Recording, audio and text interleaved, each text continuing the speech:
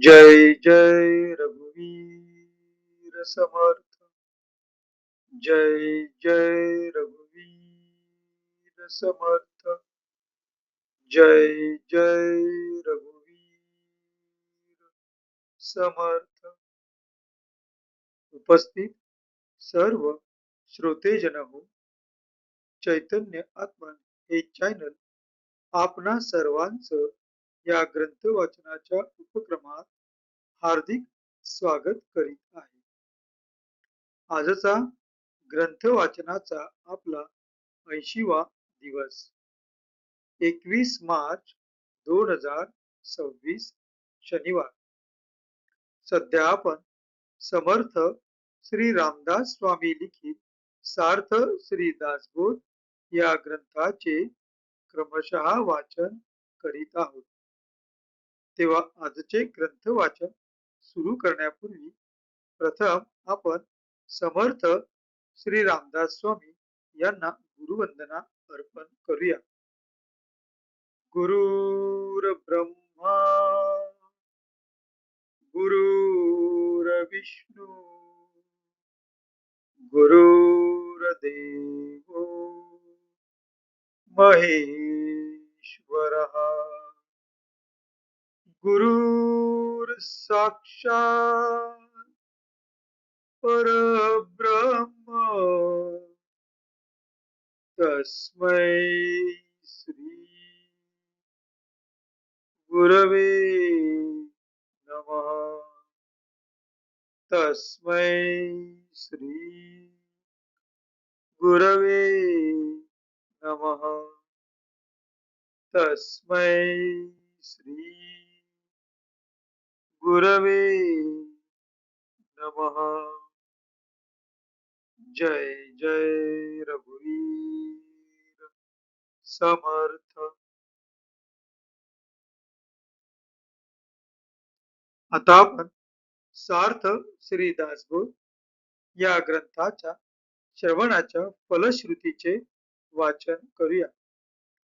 या फलश्रुतीचे सुंदर असे वर्णन समर्थ श्री रामदास स्वामी यांनी त्यांनी स्वतः लिहिलेल्या सार्थ श्री दासबोध या ग्रंथातील प्रथम दशकातील प्रथम समासात केलेले आहे। तेव्हा या फलश्रुतीचे आपण आता वाचन करूया। सर्व संशय एकदम नाहीसे होऊन क्रियेमध्ये म्हणजे आचारामध्ये ताबडतोब फरक पडतो। सायुज्य मुक्तीचे रहस्य कळून येऊन तिच्या प्राप्तीचा सुलभ मार्ग सापडतो। दुसऱ्या बिकट साधनांचे कारण पडत नाही।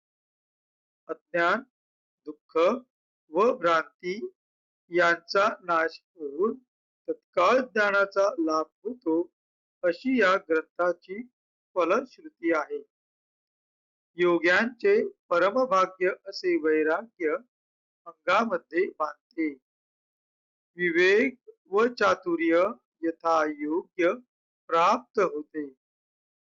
जे कोणी संशयग्रस्त अवगुणी व अवलक्षणी असतील ते सुलक्षणी धूर्त तत्ववेत्ते चतुर व समयज्ञ असे होतील। आळशी असतील ते उद्योगी होतील। पाप्यांना पश्चाताप होऊन ते शुद्ध होतील आणि भक्ती मार्गाचे निंदक असतील तेही भक्ती मार्गाला वंदन करू लागतील। बद्धांचेच मुमुक्षु होतील व मूर्ख अति दक्ष होतील। अभक्तांना भक्ती मार्गाच्या योगाने मोक्ष मिळेल। अनेक दोषांचा नाश होऊन पतित असतील तेच पावन होतील। तात्पर्य: हा ग्रंथ नुसता ऐकल्याने प्राण्याला उत्तम गती मिळेल। देहबुद्धीमुळे येणारे अनेक प्रकारचे धोके, संशयाचे अनेक धागेदोरे, संसारातील अनेक उद्वेग हा ग्रंथ ऐकल्याने नाश पावतील। हा ग्रंथ ऐकल्याने अधोगती चुकून मनास विश्रांती व समाधान मिळेल अशी या ग्रंथाची फलश्रुती आहे. ज्याचा भावार्थ जसा असेल तसे त्याला फळ मिळेल. जय जय रघुवीर समर्थ. आता आपण सार्थ श्री दासबोध या ग्रंथाच्या क्रमशः वाचनास सुरुवात करूया. सध्या आपण या ग्रंथातील तिसऱ्या दशकातील 6व्या समासाचे, ज्याचे नाव आहे आध्यात्मिक ताप, या समासाचे वाचन करीत आहोत. मागील भागात आपण पहिल्या 10 ओव्यांचे वाचन केलेले आहे. आज आपण पुढील 10 ओव्यांचे त्यांच्या मराठीतील भाषांतरासहित वाचन करूया. आपणासमोर जे पृष्ठ दिसत आहे त्या पृष्ठातील वरून तिसरी ओळ 10व्या अंकानंतर आधिदैविक या शब्दाने सुरू होते. तर तेथूनच आपण आजच्या ग्रंथ वाचनास सुरुवात करूया. आधिदैविक तो कैसा, कवन तयाची दशा, हेही विशद कळे ऐसा, विस्तार कीजे. हा जी म्हणोनी वक्ता, झाला कथा विस्तारिता, आध्यात्मिक ताप आता सावध ऐका. देह इंद्रिय आणि प्राण यांचे नियोगे आपण, सुख दुःखे सिने जाण, या नाव आध्यात्मिक. देहामधून जे आले, इंद्रिये प्राणे दुःख झाले, ते आध्यात्मिक बोलिले तापत्रयी. देहामधून काय आले, प्राणे कोण दुःख झाले, आता हे विशद केले पाहिजे की. खरुज खवंडे, खरुज खवडे उडिया नारू, नखरडू नखरुडे मांजऱ्या देवी गोवरू, देहामधील विकारू, या नाव आध्यात्मिक. काक मांजरी केश तोड, ओकठे वर्ण काळ फोड, व्याधी मुळ व्याधी महाजड, या नाव आध्यात्मिक.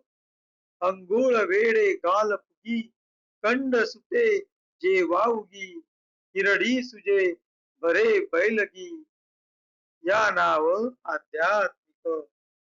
वाऊगे फोड उठती, काते सुजे अंग कांती, वात आणि तिळका लागती, या नाव आध्यात्मिक. नाईटे अंधू गजकर्ण, पेहाचे पोट विस्तीर्ण, बैसले टाळे फुटती कर्ण, या नाव आध्यात्मिक. जय जय रघुवीर समर्थ. पुढील ओव्यांचे वाचन आपण पुढील भागात पाहूया. आता आपण या ओवी क्रमांक 11 ते ओवी क्रमांक 20 या ओव्यांचा मराठीतील अर्थ पाहूया. आपणासमोर जे पृष्ठ दिसत आहे त्या पृष्ठातील 11व्या अंकानंतर आधिदैविक ताप या शब्दांनी ज्या ओळीची सुरुवात होत आहे तेथूनच आपण आजच्या मराठीतील भाषांतराच्या वाचनास सुरुवात करीत आहोत. आधिदैविक ताप कसा असतो, त्याची स्थिती काय, हे सर्व स्पष्ट कळेल असे सविस्तर सांगावे. त्यावर वक्त्याने ठीक आहे म्हणून निरूपण सुरू केले. आता आध्यात्मिक ताप सावध ऐका. देह, इंद्रिये आणि प्राण म्हणजे मन यांच्या संयोगाने सुखदुःखाचे कष्ट होतात. त्यास आध्यात्मिक ताप म्हणतात. देहामधून जे येते व इंद्रिये प्राण यांच्या योगाने जे दुःख होते त्यास तापत्रयांतील आध्यात्मिक ताप म्हणतात. देहामधून काय येते व प्राणाने कोणते दुःख होते हे आता स्पष्ट करून सांगितले पाहिजे. खरूज खवडे म्हणजे डोक्यातील खरूज, पुळ्या, नारू, नकुरडे म्हणजे नखाला वस्त्रा लागून होणारे ताप, खाक मांजऱ्या, देवी, गोवर इत्यादी जे देहातील ताप त्यास आध्यात्मिक ताप म्हणतात.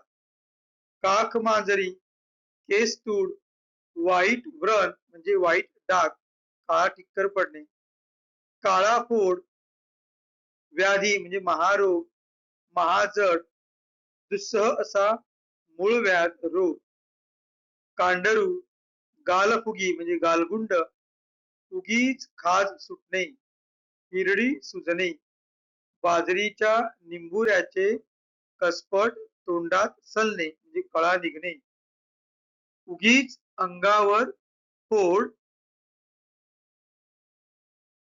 फुटतात, शरीर सुजते, वात शिरून कळा लागतात, नाईटे, हाड्या व्रण, गजकर्ण, पोटफुगी, कानठळ्या बसणे, कान फुटणे. जय जय रघुवीर समर्थ. आज आपण इथे थांबत आहोत. पुढील 10 ओव्यांचा अर्थ पुढच्या भागात पाहूया. जय जय रघुवीर समर्थ.